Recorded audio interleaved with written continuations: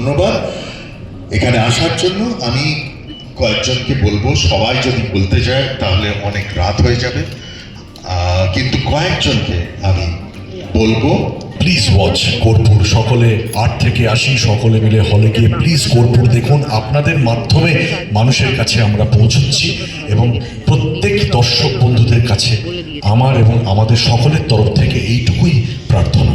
আমার ক্যারিয়ারে, খুব ছোট্ট ক্যারিয়ারে, রিয়া তামাং, যে চরিত্র, আমার চরিত্রের নাম রিয়া তামাং, আমাকে অরিন্দম দা বলেছিলেন it's going to be a life changing role, and it really was. Thank you Arindam da. Kunal ঘোষকে তো আপনারা চেনেনই সবাই। কুণাল এই ছবিতে প্রথম অভিনয় করে এবং যা করেছে আপনারা দেখবেন, আপনাদের তাকলে যাবে। তো ছবি প্রথম থেকেই আমি আর কুণাল এখানে ঘন ঘন ইন্টারাক্ট করেছি, এবং কুণাল আমার ধরনের অভিনেতা হিসেবে কিন্তু এই ছবিতে সত্যি আত্মপ্রকাশ করতে যাচ্ছে।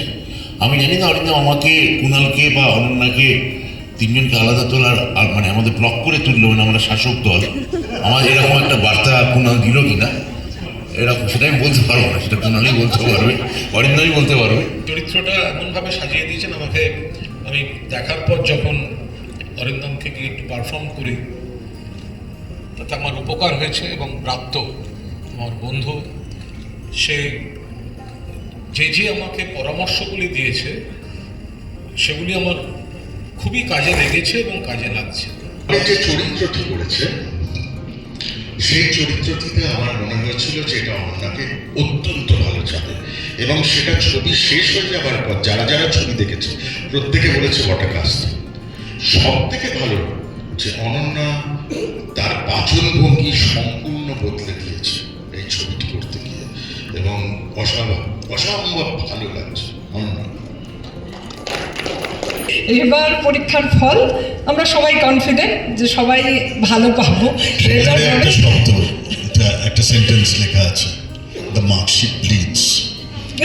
অ্যাজ লং অ্যাজ আমাদের ছবির মার্কশিটটা ব্লিড না করলেই ভালো। আমরা এই ডেটটা পড়েছিল, এই ডেটটা আমরা নিয়েছি।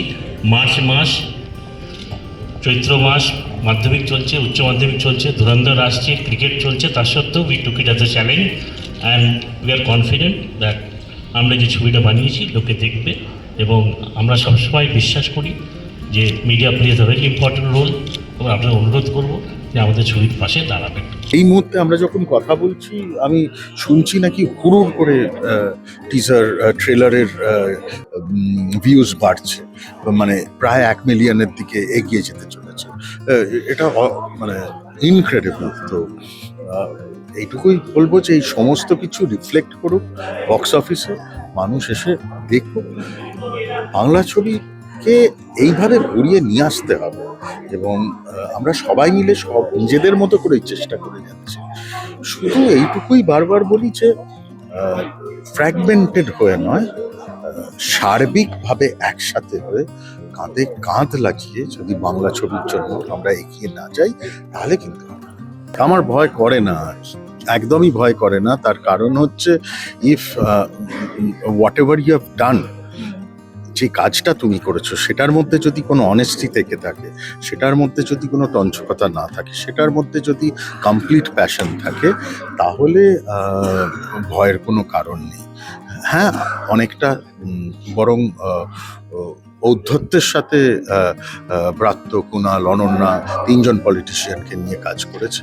আমি শুধু এইটুকুই বলবো যে আমরা তো এখন সোশ্যাল মিডিয়ার কৃপাতে কথা শুনেই, দূর থেকে পাশের ঘর থেকে কথা ভেসে এলো, আমরা এখানে বসে সঙ্গে সঙ্গে টাইপ করে দিলাম, একটা মতামত দিয়ে দিলাম।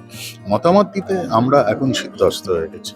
তো মতামতটা দিন, ডেফিনেটলি দিন, ছবিটা দেখে দিন, মেনে নেব সবাই। আমি সমাজের কাছে একটা মেসেজ দিতে পারবো আমার চরিত্রের মাধ্যমে। এটা যে কোনো চরিত্রই খুব উল্লেখযোগ্য আমার কাছে, সেই চরিত্রের মাধ্যমে সমাজের কাছে আমি একটা মেসেজ পৌঁছচ্ছি। তো এই চরিত্রের মাধ্যমেও কিন্তু সমাজের কাছে একটা বিশাল মেসেজ গেছে। তো এটাও যেন একটা খুব বড় জায়গা, এবং খুব সমৃদ্ধ হয়েছি আমি পুরো ছবিতে, এইটুকু বলি। আর আমি আপনাদের এইটুকুই বলবো যে 8 থেকে 80 প্রত্যেকে আপনারা প্লিজ হলে গিয়ে কর্পূর দেখবেন। বাংলা ছবি মোবাইল ফোনে বা ওই বাড়িতে বসে দেখার জন্য নয়, বাংলা ছবি দেখতে হবে থিয়েটারে গিয়ে বসে, একটা ক্যাপটিভেটেড একটা অডিয়েন্স থাকবে, একটা অন্ধকার জায়গাতে একটা ছবি, একটা গ্রাফ তৈরি হবে, সেটাও একমাত্র ওইখানে বসেই আপনার ছবি ক্যানভাসটা এনজয় করতে পারবেন। ছবি তো কখনো ছোট জায়গাতে দেখার মতো নয়। দেখুন, আমি একজন অভিনেতা, অরিন্দম শীল একজন ভালো পরিচালক। এই চরিত্রটা আমার কাছে ফ্যাসিনেটিং চরিত্র বলে মনে হয়েছে। আমি তো এই প্রথম ছবিতে অভিনয় করছি তা না, আমি দীর্ঘদিন ধরে সিনেমা অভিনয় করে আসছি। ফলে এটা কোন আমলের কোন শিক্ষা দুর্নীতি নিয়ে সিনেমা, বা এটা এই আমলে কি প্রভাব পড়বে, এটা আমার কাছে বিষয়ই ছিল না। আমার কাছে বিষয় ছিল যে একজন অভিনেতাকে একজন পরিচালক একটা পার্ট অফার করেছেন, সে পার্টটা ভালো কি ভালো নয়, এই পার্টটা আমি যে পেয়েছি, আমি যে করতে পেরেছি, আমি আমার পরিচালক অরিন্দম শীলকে আমি অনেক অনেক ধন্যবাদ এবং কৃতজ্ঞতা জানাবো। আমার মনে হয় যে যারা বলছেন যে অমুকের সিনেমা দেখবো না, বা এটা এক ধরনের ফতোয়া তৈরি করছেন, তারা আসলে সিনেমা দেখেন না। তারা এমনি বলার জন্য বলছেন, রাজনৈতিক ঝাল মেটাচ্ছেন। হ্যাঁ, কিন্তু এক ধরনের নিশ্চয়ই অসুবিধা হয় দর্শকদের দিক থেকে। কিন্তু এখন তো গোটা এটা খালি বাংলা সিনেমার ট্রেন্ড নয়, বা বাংলা সংস্কৃতির ট্রেন্ড নয়, হিন্দি, মালায়ালাম, তামিল অনেক ছবির লোকেরাই তো রাজনীতিতে আছে না। ইয়ে বিজয় কি যেন, সেলভাম নাকি, সে এত বড় নায়ক, সে রাজনীতিতে এলেন। আমি আসলে রাজনীতি ব্যাপারটার সঙ্গে খুব একটা অবগত নই, মানে রাজনৈতিক ধারণাগুলোর সঙ্গে তো অনেকটা, মানে যেরকম আমি মানে আমার কালচারাল দিকটা নিয়ে আমি অনেক বেশি চিন্তিত। মানে আমি কিরম অভিনয় করব, কিরম নাচ করব, আমি আর কিছু নতুন কি ক্রিয়েট করব, আমি কি লিখবো, আমার শৈল্পিক জীবনে আর কি হতে পারে, সেরকম অনেকের ভেতরে একটা ইচ্ছে থাকতে পারে। তারা রাজনৈতিক ফিগার হিসেবে বা মানে রাজনৈতিক কোনো ব্যক্তিত্ব হিসেবে তাদের কোনো স্বপ্ন থাকতে পারে। ফলে আমার কোনো রাজনীতির এক্সপিরিয়েন্স বা স্বপ্ন নেই। আমি নিশ্চয়ই একজন সেন্সিটিভ মানুষ, একজন কমিটেড নাগরিক এবং রেসপন্সিবল সিটিজেন, এবং সেটার জন্য আমার রাজনৈতিক হয়তো কোনো ওপিনিয়ন থাকতে পারে, কিন্তু আমি কোনো রাজনৈতিকভাবে আমি নিজেকে দেখতে পাই না আর কি। রাজনীতির মানুষ হিসেবে আমি দেখতে পাই না। কোয়েলকে অনেক সাধুবাদ। নিশ্চয়ই ওর মনে করেছে, নিশ্চয়ই ওর মনে হয়েছে যে যেটা ওর জন্য ঠিক সঠিক, ও নিশ্চয়ই ওর সবার অ্যাডভাইস নিয়েই কাজটা করেছে, যাদের ও মনে করে অ্যাডভাইস।